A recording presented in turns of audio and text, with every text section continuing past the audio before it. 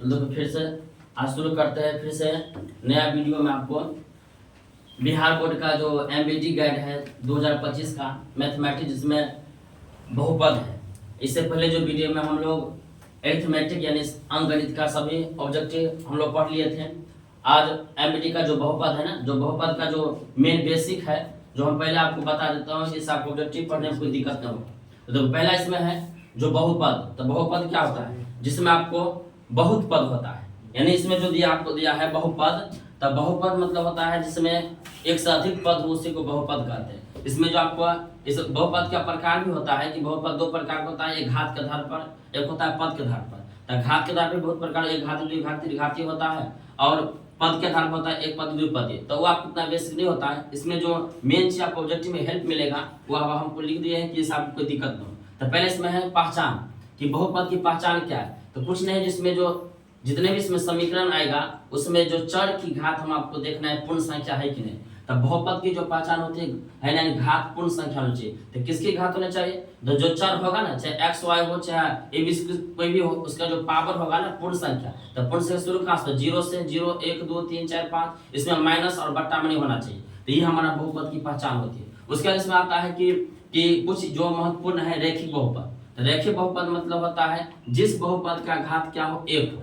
आप आराम से देख लीजिएगा, ऑब्जेक्टिव इसमें आएगा क्वेश्चन कि जिसमें घात खाली एक होना चाहिए, वही हमारा क्या होगा? रैखिक बहुपद होगा। फिर द्विघात बहुपद की घात कितना होगा, ये भी आपको पूछा जाएगा कि द्विघात अधिकतम घात क्या होगा। तो द्विघात बहुपद में अधिकतम घात होता है 2, ध्यान रखिएगा 2 घात होगा। उसके बाद है कि द्विघात बहुपद का जो व्यापक रूप क्या होता है, तो ax² + bs + c बराबर होता है 0। फिर उसमें आप ध्यान रखिएगा कि इसमें ये भी पूछा जाता है कि द्विघात बहुपद में किसका मान 0 हो जाए तो घात बहुपद आपको द्विघात नहीं कहलाएगा। तो ध्यान रखिए a का जो मान है ना कभी 0 नहीं होना चाहिए। अगर a बराबर 0 हो गया है ना, तो ये आपको द्विघात बहुपद नहीं कहलाएगा। इसलिए a बराबर डज नॉट 0 यानी a का मान 0 कभी नहीं होना चाहिए।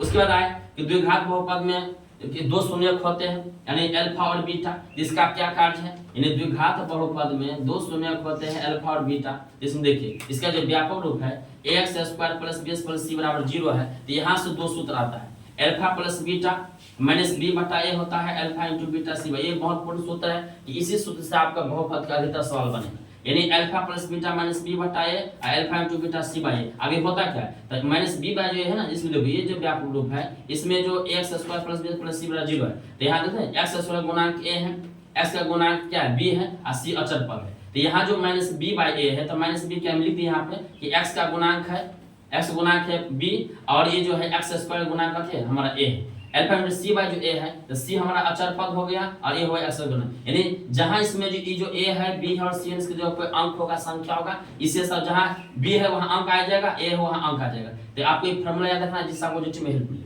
उसके बाद आप यहाँ देखिए, यहाँ हम लिख दिए हैं। इसके अलावा भी आपको बताया यहाँ पे कि द्विघात बहुपद की जो सूत्र होता है ना, इसका जो सूत्र होता है द्विघात बहुपद का, वो होता है आपको x² माइनस में अल्फा + बीटा × s प्लस में अल्फा × बीटा होता है, अल्फा × बीटा। देखिए तो ये जो द्विघात बहुपद का जो सूत्र होता है x² माइनस में alpha + beta × s plus alpha beta. इस सूत्र का काम क्या है? तो यहाँ जो हम सब वैल्यू निकालेंगे ना, alpha + beta minus b by a, तो अल्फा + बीटा का जगह हम इसका वैल्यू रखेंगे।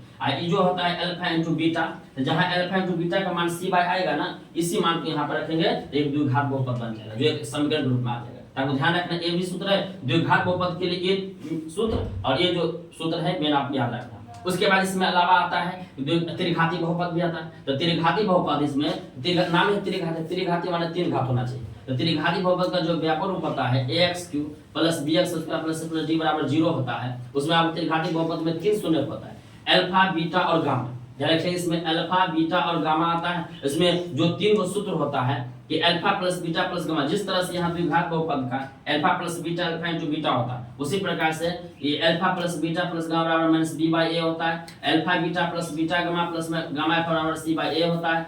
अल्फा × बीटा × गामा बराबर माइनस d बाई a होता है। अब ये माइनस b बाई a हो क्या? यह जो त्रिघाती बहुपद है ना, तो ये जो हुआ माइनस b हुआ, ये x² का गुणांक हो गया, ये हो गया x³ का गुणांक। उसके बाद जो c होता है इसमें x का गुणांक होता है, और जो a होता है वो आपको x का गुणांक x³ का गुणांक होता है। Alpha into beta into gamma बराबर तो माइनस डी बाई आता है, तो यहाँ माइनस डी हो गया अचर पर, जो ए हो गया एक्स क्यू का गुणांक हो गया। तो ये भी तीनों आपको सूत्र याद रखना जिसका आपको ऑब्जेक्टिव ज्यादा मिला है, ठीक है। तो ये आपको हुआ एक बहुपद का जो मेन बेसिक हुआ, जिससे आपको पूरा ऑब्जेक्टिव में कोई हेल्प नहीं होगा, इसलिए हम पहले वीडियो में आपको पूरा बेसिक बता देते हैं कि जिससे आपको ऑब्जेक्टिव को सोल्व करने में कोई दिक्कत नहीं।